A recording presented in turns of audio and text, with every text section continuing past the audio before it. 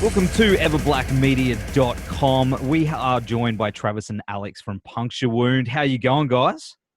I'm well, thanks. How are you? Yeah, Very excellent. well. Cool. Thanks for joining us. What's going on this Sunday night? Nothing. Nothing out of the usual. Awesome. Yeah. Awesome. Staying at home. Staying away Staying from productive. from people. Yeah, it's a good Yes. plan. Isolating. Well, of course, your band Puncture Wound have just released your debut album, Complete Carnage of Coagulating Cacophonous Corpses. Did I say that right? Perfect. Which is brutal. And the response everywhere has just been really, really good. How are you guys feeling about it? It's out in the world now, and people seem to be really digging it.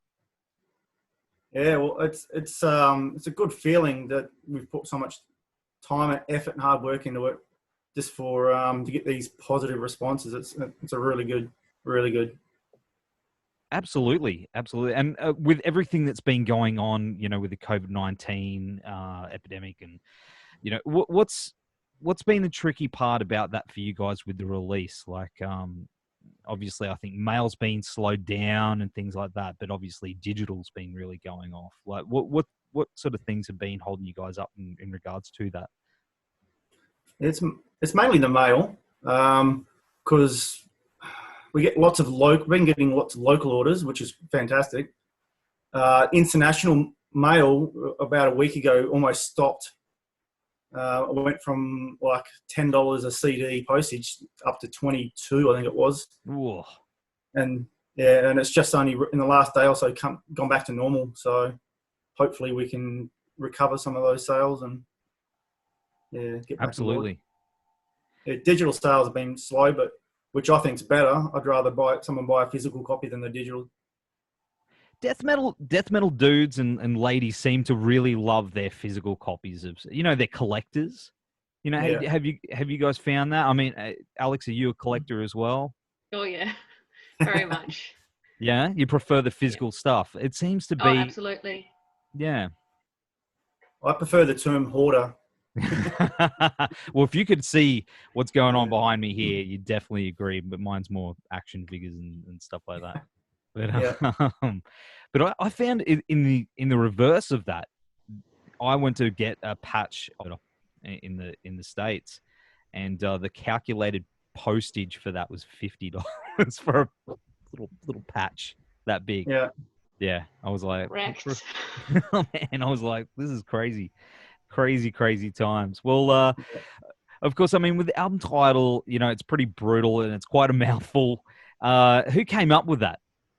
It's quite clever. It was a group thing.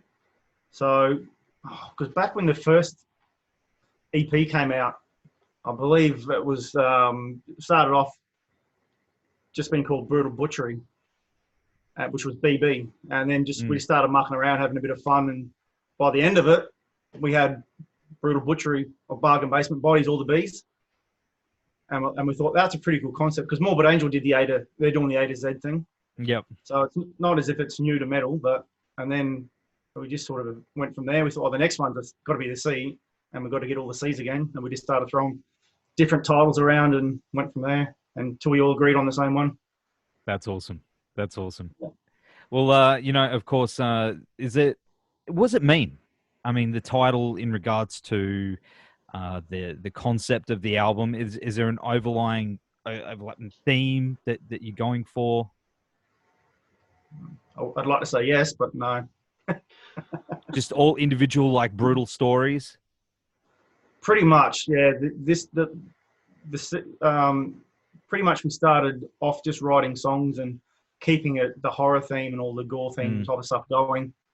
And then when the artwork came up, so we sort of purchased that straight away. And that's when we sort of started throwing the ideas for the album title around, that were based around that artwork. Because we had so many different titles.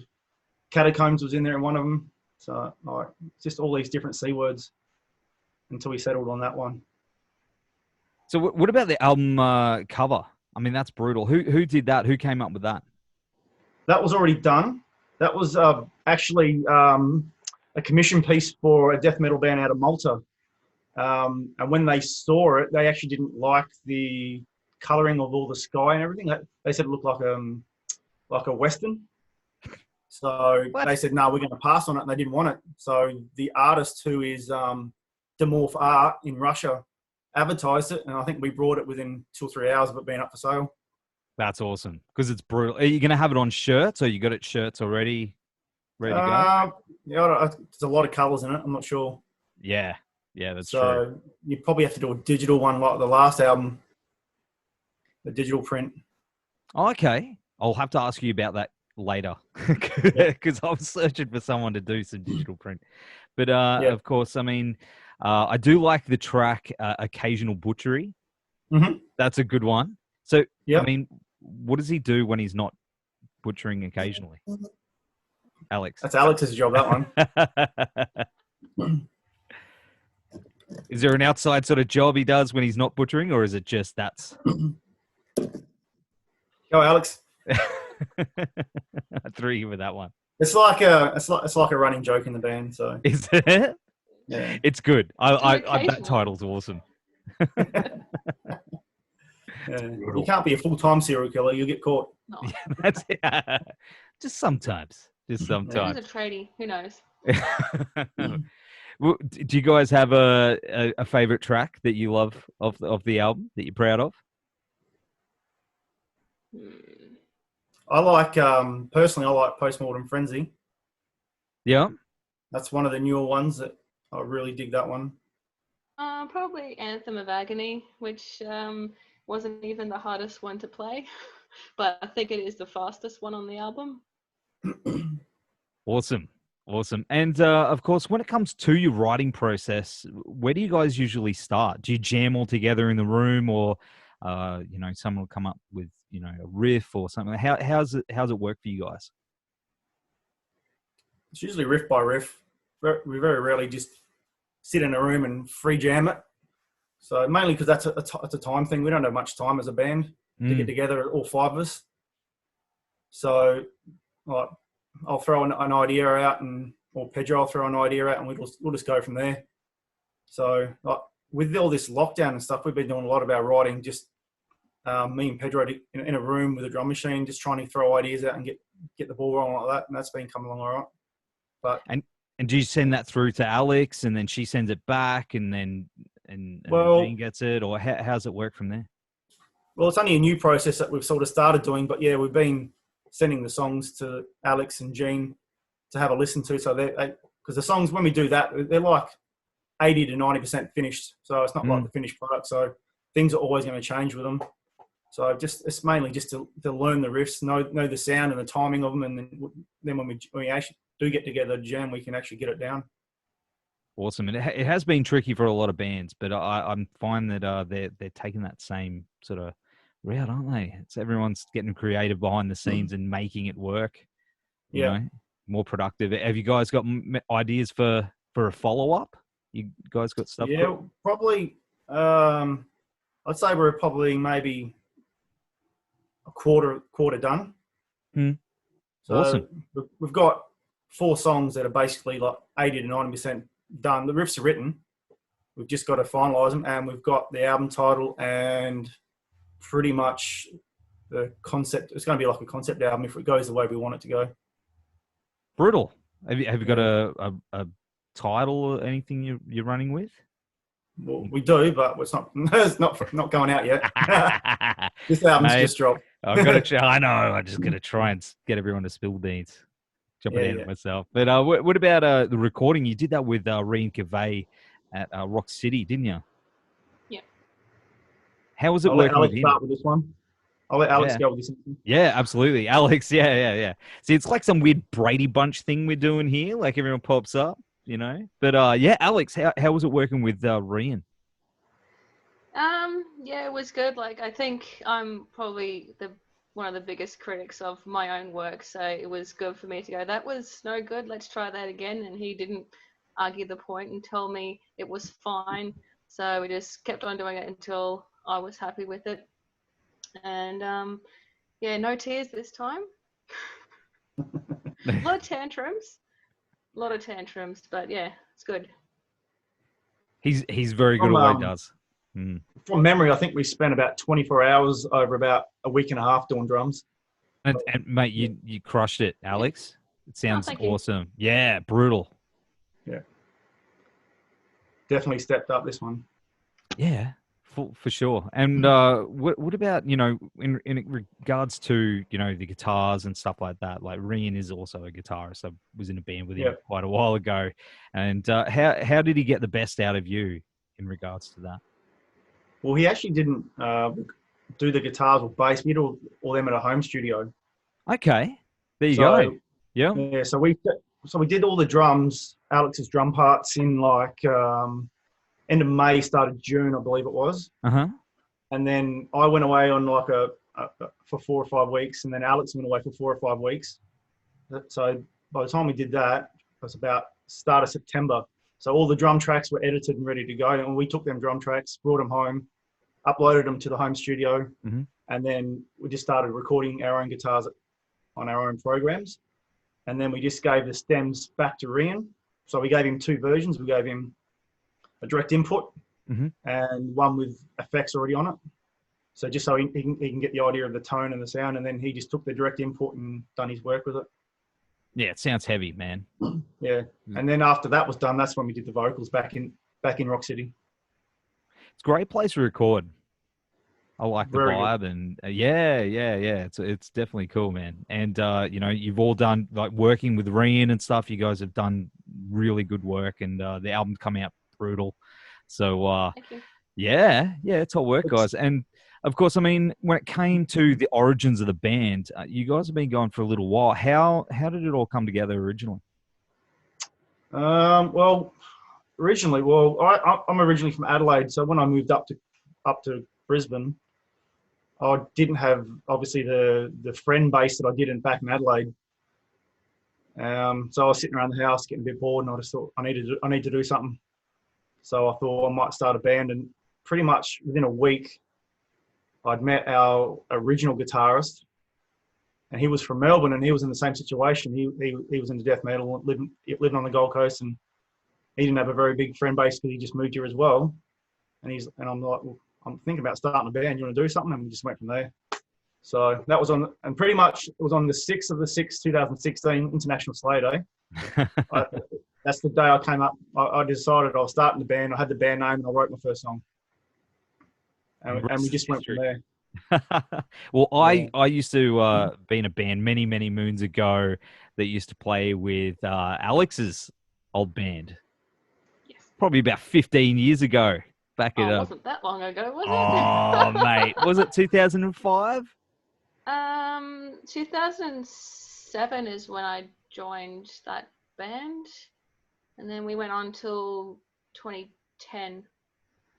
Yeah, our last show was 2010. Wow, man. That was still 10 years ago. Yeah. We had some good times. That was at, remember Brannigan's?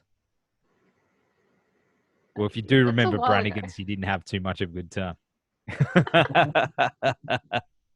But it's definitely awesome to see, even you as a drummer and a musician, how far you've come and evolved. Like how looking back at then and now, what do you find that, you know, as a drummer has changed and evolved in regards to writing death metal and playing death metal?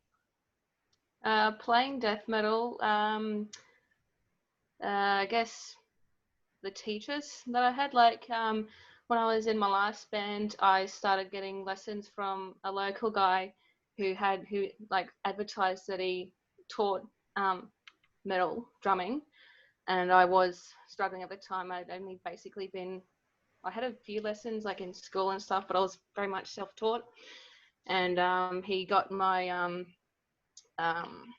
what do you call it, technique in good order and that sort of thing. Like I already had the theory stuff, the foundations of stuff that was like back in school. I already knew that sort of stuff with the like the progressive side of things with our band.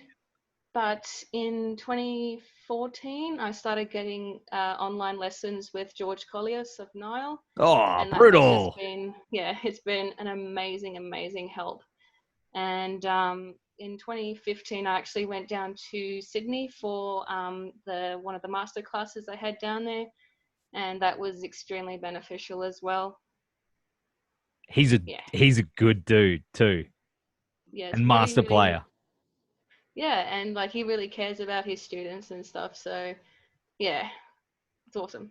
That is very cool. That is very cool. And of course, I mean, you recently played with Artillery, and I was there at that show. That was incredible. Was it Tuesday night? Was it a Tuesday? Yes. Everyone was out in force. It was amazing. Yeah, and you guys were brutal. How was that show for you? Oh, it was so much fun. It's actually one of my favorite shows. Like, no joke. Yeah. It was, it was, it surprised me being a Tuesday night. Intimate. Yeah, but hey, everyone loved it. Yeah, definitely. Them shows are usually better, I reckon. The small, intimate ones. Yeah. Much better vibe.